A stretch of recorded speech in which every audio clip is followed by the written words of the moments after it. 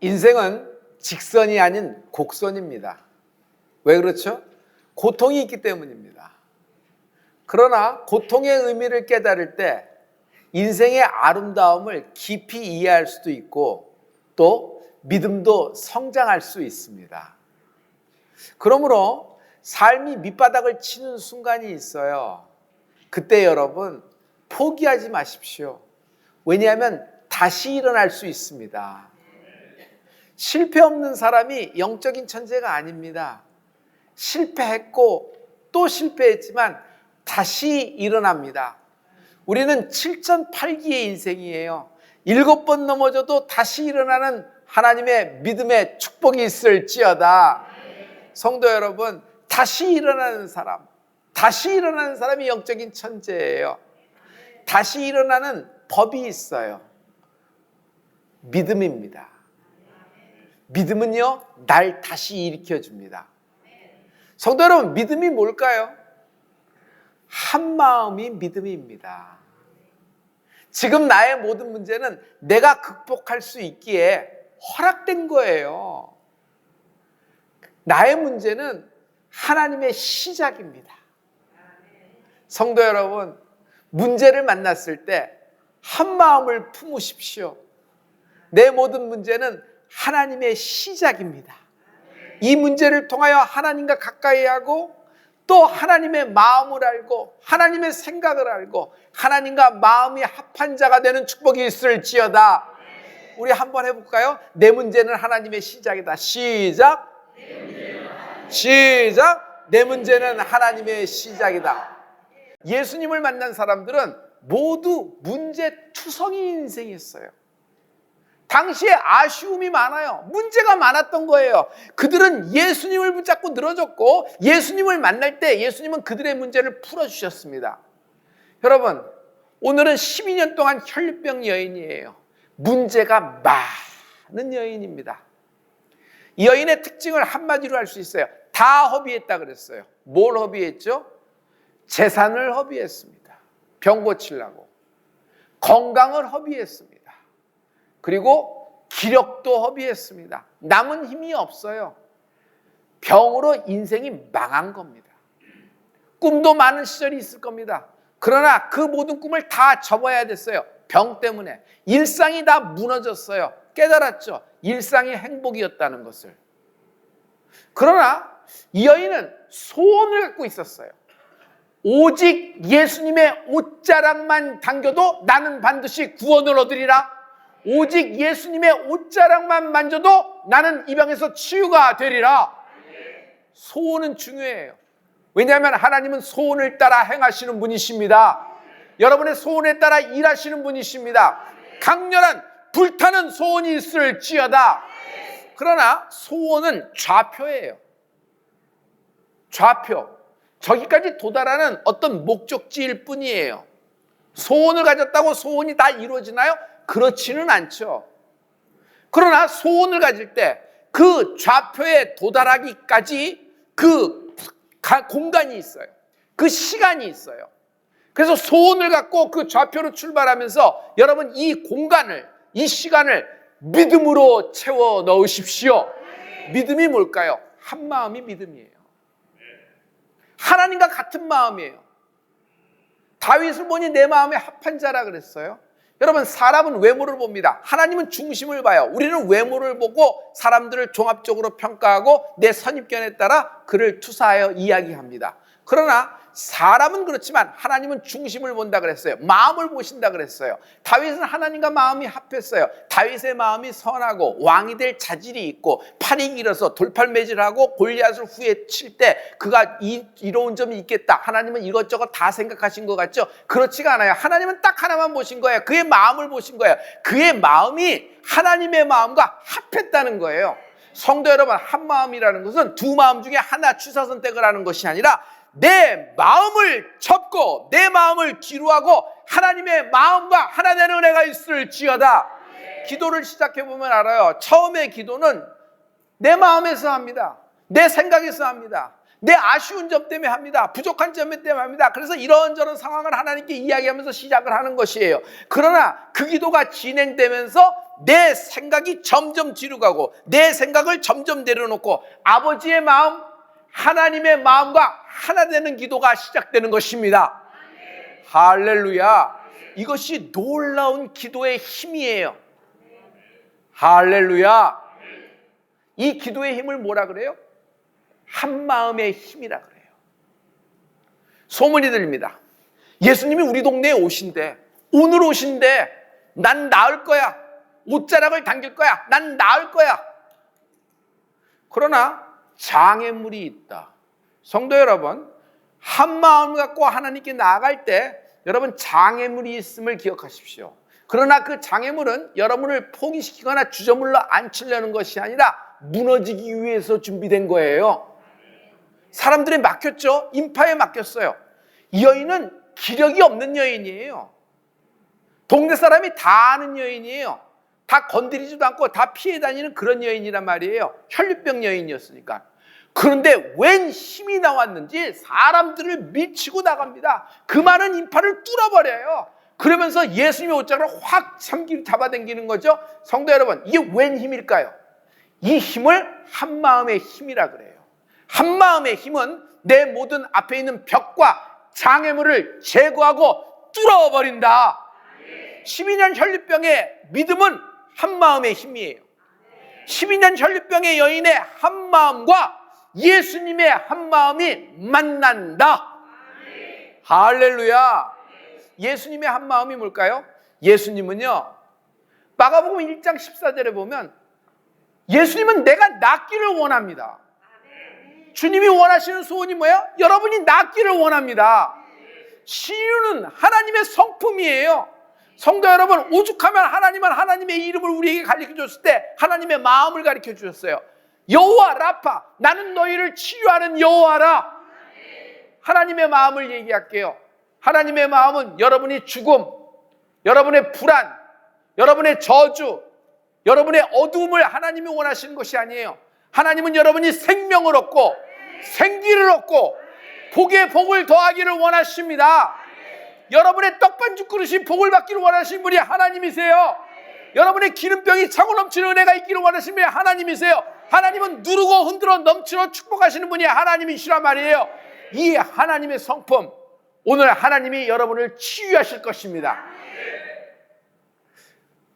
미국에서 귀국한 이래 제가 처음 사역한 것이, 여러분 미국 노숙자 사역을 보고 왔을 때 여러분 잠실역에서 노숙자들을 사역을 시작한 겁니다. 근데 그 사역이 지금까지도 계속되어 있는데요, 참 그게 감사해요. 근데 거기서 놀라운 하나님의 간증이 있어요. 거기 잠실역 노숙자 중에 한 사람이었어요. 근데 그가 한 마음을 품었어요. 마음의 소원을 가졌어요. 내가 인생이 다시 일어나리라. 망한 인생이잖아요. 그러나 그가 그런 결정을 하고 그런 마음을 품었습니다. 예수를 믿고 막 쫓아오기 시작했습니다. 그러면서 여러분 점점 생활이 바뀌기 시작을 했어요. 나가서 일을 하는 거예요. 지금은 어떻게 됐는 줄 아세요? 예수 믿고 여러분 예배 참석하고 그리고 방을 하나 얻었어요. 이젠 더 이상 노숙자가 아닙니다. 자기가 그 방으로 이사하고 다니면서 일을 하는데 서울시 전체를 다니면서 노숙자의 실태조사를 하는 거예요. 여기는 몇 명 있고 여기는 몇 명 있고 이런 걸 실태조사해서 서울시에 리포트하는 잡을 얻었어요. 그래서 그 일을 하면서 인생이 풀어져 버린 겁니다. 할렐루야. 여러분 우리 하나님께 영광을 돌립니다. 이런 역사는 인간이 우연적으로 시나리오로 짜맞힐 수도 있는 것도 아니에요. 이건 하나님의 역사예요. 아인슈타인은 모든 인생은 두 마음이다. 한 사람은 기적을 믿는 사람이고 한 사람은 모든 것이 우연이라고 생각하는 것이다. 나는 기적을 믿는 한 마음을 갖겠다. 아인슈타인이 얘기했어요. 여러분 한 마음을 품는 은혜가 있을지어다. 사도 바울이 루스디라 지역으로 여러분 선교 여행을 갔습니다. 근데 거기서 태어나면서부터 걷지 못하는 사람을 만납니다. 그를 치유하고 그에게 역사하기 전에 그는 먼저 그 환자의 믿음을 살펴봅니다. 왜 그럴까요? 그 믿음을 살펴보고 그가 믿음 있음을 보고 그에게 신유를 행할 때 그 태어나면서부터 안진뱅이 된 사람이 뛰며 일어나 하나님을 찬양하기 시작합니다. 이 장면이 사도행전 14장 8절부터 10절까지 있는데요. 우리 하나님의 말씀입니다. 다 같이. 루스드라에 발을 쓰지 못하는 한 사람이 있어 앉았는데 나면서 안진뱅이 되어 걸어본 적이 없는 자라. 바울의 말하는 것을 듣거늘 바울이 주목하여 구원받을 만한 믿음이 그에게 있는 것을 보고 큰 소리로 가로되 내 발로 바로 일어서라 하니 그 사람이 뛰어 걷는지라. 바울이 그냥 안수하면 되잖아요. 근데 그렇게 안 해요. 먼저 설교한 다음에 그 사람이, 환자 자신이 믿음 있는 걸 먼저 보는 거예요. 안수하기 전에. 무슨 믿음을 보여요? 그의 마음이 하나님 마음과 하나가 되었는가. 내가 이 기도로 나는 일어날 것이다. 난 태어나면서 이렇게 태어났지만 이것은 내 운명과 팔자가 아니다. 하나님은 내 운명과 팔자를 오늘 변화시켜 주실 것이다. 나는 뛸 것이다. 나는 일어날 것이다. 이 사람이 믿음 있는 걸 본 것이에요. 믿음이 뭐예요? 하나님과 한 마음이 되는 것이 믿음이에요. 그래서 바울이 안수했더니 그 즉시로 이 사람이 뛰며 일어나 하나님을 찬양하기 시작을 하는 것입니다. 예수님이 사역을 할 때도 마찬가지예요. 예수님은 먼저 말씀을 전하셨습니다. 먼저 안수하면서 표적과 기사와 이적을 전한 다음에 말씀을 전하시지 않았어요. 먼저 하나님 말씀을 선포하시는 겁니다. 예수님은요, 자기 생각, 자기 의대로 그때 상황에 맞춰서 그때 시대에 가장 트렌디한 말을 전하기 위해서 그렇게 노력하신 분이 아니에요. 하나님이 자신에게 주신 말씀을 그대로 전한 분이 예수님이에요. 할렐루야. 아버지의 마음을 전한 거예요. 그랬더니 모인 무리들에게 믿음이 생겨나기 시작합니다. 모인 무리들이 믿음이 생겨나는 게 뭐야? 하나님과 같은 마음을 갖기 시작하는 거야. 점점 아버지의 마음으로 가는 거예요. 그것을 보시고 표적과 기사와 이적을 행하신 하나님을 찬양합니다. 기도는 하나님 아버지와 한 마음 되는 것이다. 기도는 내 모자란, 내 부족한 점 이런 거 아뢰는 것보다 기도의 근본적인 목적은 아버지 마음과 한 마음이 되는 거예요. 그러므로 기도의 능력이 있어요. 기도의 능력을 저는 한 마음의 힘이라고 생각합니다. 한 마음이 될 때 힘이 있어요. 부부가 어떤 여파, 어떤 문제가 생겨도 중간에 낀 것이 없어야 돼요. 부부 사이에 어떤 낀 사물과 부부 사이에 어떤 낀 인생이 뽑혀져 나갈지어다. 합심기도, 합심인기도가 능력 있죠? 합심이 뭐예요? 두 마음이 아니라는 거예요. 한 마음이라는 거예요. 그들이 한 마음이에요. 이 합심기도에 하나님은 놀라운 응답을 해주신 것입니다. 기도 응답 없을 것을 전제해서 안타까워서 믿음으로, 이게 믿음이 있지만 기도 응답이 없을 수도 있다, 이런 것을 전제해서 안타까워서 한번 해보는 것이 기도가 아니에요. 이건 전형적인 두 마음이에요. 응답을 보면서 기도하는 은혜가 있을지어다. 기도하면 반드시 승리하게 되리라. 제가 예수님의 마음, 하나님의 마음을 여러분께 전할 수 있어요. 사랑하는 자여, 내 영혼이 잘된 같이 내가 범사에 잘되고 강건하기를 내가 간구하노라. 여러분 영혼이 잘되는 축복이 있을지어다. 여러분 범사가 잘되고 여러분의 육신이 상황이 강건한 축복이 있을지어다. 성도 여러분, 영혼이 잘되는 게 보여요? 여러분 영혼이 보여요? 그리고 여러분 영이 잘 된다는 것이 여러분 눈에 보여요? 우리는 그 사람의 얼굴이 밝다, 그 사람이 예배 중에 참 밝게 눈물을 흘리면서 예배를 드린다, 그런 것을 보면서 좀 엿보아서 추측하면서 알 수는 있죠. 그러나 실제적으로 영이 잘 되는 걸 보지는 못하는 것입니다. 그러나 여러분 범사가 잘 되는 게 보여요, 안 보여요? 육신이 점점 성장해지고 건강해지는 게 보여요, 안 보여요? 여러분 코로나 이후에 아이들을 보니까 쑥쑥 자랐죠? 그걸 보면 성장이 되는 거예요. 육신이 성장하고 육신이 잘 되는 게 보여요. 성도 여러분 똑같아요. 우리는 하나님의 말씀이 임하면은요, 우리 영혼이 잘 됩니다. 내 영이 일어나 빛을 발할지어다. 두 손 들어 하나님을 노래하며 찬양하는 은혜가 있을지어다. 할렐루야. 영이 잘 되는 겁니다. 어떤 상황에서도 참 영이 잘 돼서 기쁨을 갖고 있어요. 그런데 영이 하나님 말씀이 임하면 영이 잘 되는 것처럼 영이 잘 된 인생이 범사가 잘 되고 육신까지도 강건해진다는 거예요.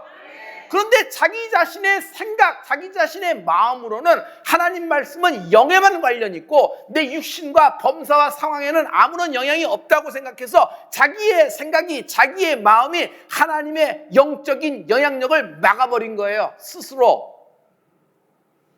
오늘 이 두 마음이 한 마음이 되는 은혜가 있을지어다.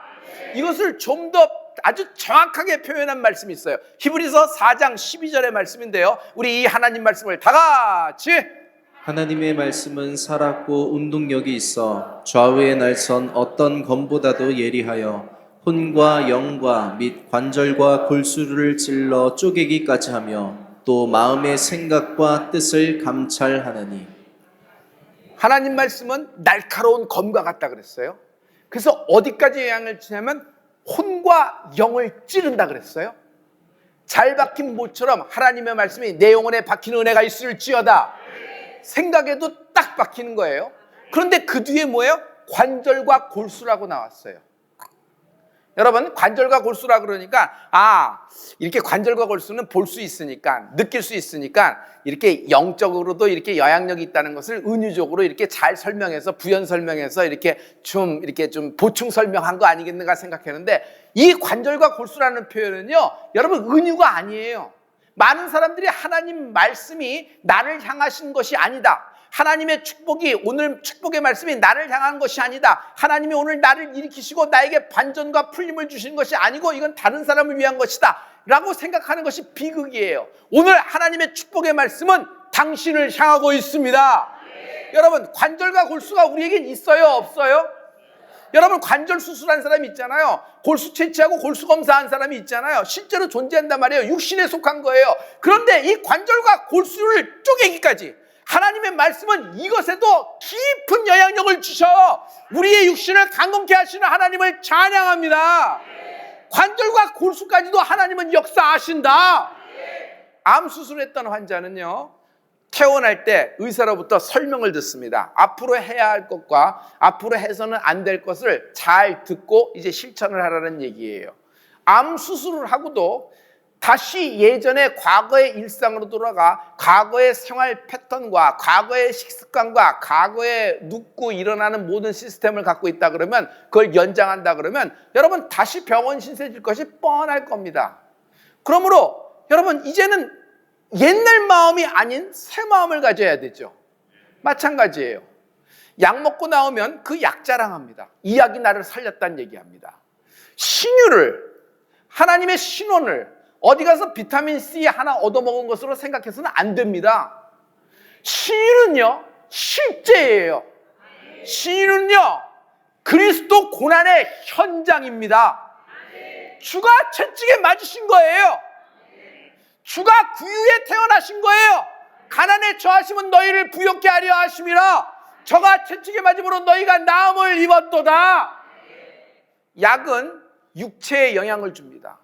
실제로 육체에 스며들어서 육체를 살리죠.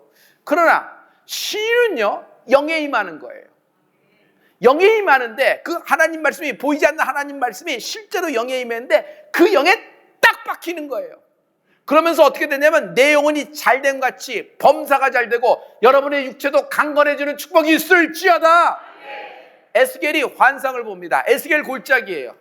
언제 죽었는지도 모르는 메마른 뼈다구들이 짝을 맞지 않고 뒤둥글어 있습니다. 해골골짜기죠. 근데 갑자기 거기에 하나님 말씀이 들어가요. 생기야 임하라 하니까 마른 뼈다구들이 짝을 맞으면서 어떻게 해요? 툭 맞으면서 하나님의 군대가 되어 진군하는 환상을 보게 됩니다. 그런데 그것은 환상이었고, 그것을 보면서 마른 뼈다구 같은 이스라엘이 회복되리라. 메마른 뼈다구 같이 짝도 맞지도 않고 이미 끝나버린 이스라엘이, 망한 예루살렘이 다시 회복되리라. 예루살렘에 다시 시온의 영광이 임하리라. 실제 상황으로 변하게 되는 것입니다. 성도 여러분, 오늘 하나님의 말씀이 임할 때 여러분 한마음이 되는 축복이 있을지어다. 한마음이 되면요, 여러분의 영혼이 일어나게 될 겁니다. 여러분의 영혼이 두 손 들고 하나님을 찬양하게 될 겁니다. 여러분의 영이 춤을 추게 될 것이다. 여러분의 영이 춤을 추게 될 것이다. 삶을 살아가는 여러 가지 많은 방법이 있습니다. 그러나 제가 제일 가장 행복한 얘기를 할게요. 어떤 삶이 가장 행복하고 가장 마지막에 끝이 좋고 결과가 좋은지 하나님을 노래하십시오. 하나님을 영광을 위해 사십시오. 내 마음을 접어버리고 하나님의 마음과 하나 되는 은혜가 있을지어다. 12년 혈류병은 이래서 낫다, 너희들도 이렇게 옷자락 당기는 마음으로 가져라, 이 정도의 얘기가 아니에요. 하나님과 한 마음이 되라는 것이에요. 성탄절은 선물 교환하고 그냥 크리스마스 이브 때 늦게 들어가도 되고 그냥 친구들과 쏘다니며 밤새도록 이렇게 여러 가지 재밌는 놀이 하는 것, 이런 것이 성탄절이 아닙니다. 성탄의 중심은 예수 그리스도입니다. 예수님과 한 마음이 되는 날이에요. 이번 해가 그냥 지나가지 말고 이제 이번 해는 다시는 내게 돌아오지 않아요. 예수님이 나의 구주 되기를 원하십시오. 예수님이 우리 가족의 구주가 되기를 소원하십시오. 이번 성탄도 그냥 지나가지 말고, 선물 하나 교환하면서 그냥 지나가지 말고 이번 성탄에 꼭 하나님과 한 마음이 되십시오. 예수님의 제자들, 특히 베드로, 전에는 예수님을 따라간다고 따라갔지만 분명한 두 마음이었어요. 그 두 마음이 결국 예수님이 잡혀가시자 나타나기 시작합니다. 계집종 앞에서 예수님을 3번 부인하고 저주까지 하잖아요. 그리고 제자들을 데리고 어디로 가요? 옛날의 과거로 다시 돌아갑니다. 두 마음이 되면요, 과거로 돌아갑니다. 옛날로 다시 돌아가요. 자기 익숙한 곳으로 돌아가요. 신앙생활은 뭐예요? 영적인 생활은 뭐예요? 익숙한 곳을 떠나는 거예요. 자, 그런 두 마음이었어요. 그러나 베드로가 마가다락방에서 성령을 받은 후 여러분 하나님과 한 마음이 됩니다. 그래서 그는 정말 주를 위하여 죽기까지 땅끝까지 이르러 증인되는 은혜가 있을지어다. 여러분 한 마음이 되는 축복이 있을지어다. 어떻게 하면 한 마음이 될 수 있어요? 성령으로 한 마음 된다. 주님의 임재, 주님의 동행, 내 삶 속에서 하나님의 동행하는 거예요. 내가 주님과 동거함을 만민이 알게 하여 주시옵소서. 내가 주님과 동거함을 만민이 알게 하여 주시옵소서. 주님과 동거함을 어떻게 만민이 알아요? 한 마음이 되라는 거예요. 한 마음. 한 마음. 예수 믿는다는 것은 종교적인 생활을 한다는 것이 아니라 내 마음과 내 생각을 접는다는 거예요. 그리고 한 마음, 하나님과 한 마음이 되는 은혜가 있을지어다. 오직 성령이 임하시면 너희가 무엇을 받고? 권능을 받고 그랬어요. 여러분 성령이 임하면 권능을 받는다 그랬는데 권능이 뭐예요? 한 마음이 권능이에요. 우리는 생각하면 권능은 뭐 갑자기 여기서 번개가 뻥 튀고 여기가 뭐 칼이 들고 여기서 뭐 불이 뻥 떠지는 거 이런 정도로 생각하는데, 여러분 권능이라는 게 뭐예요? 여러분 가장 큰 권능은 아버지의 마음이 내 마음과 하나가 되는 거예요.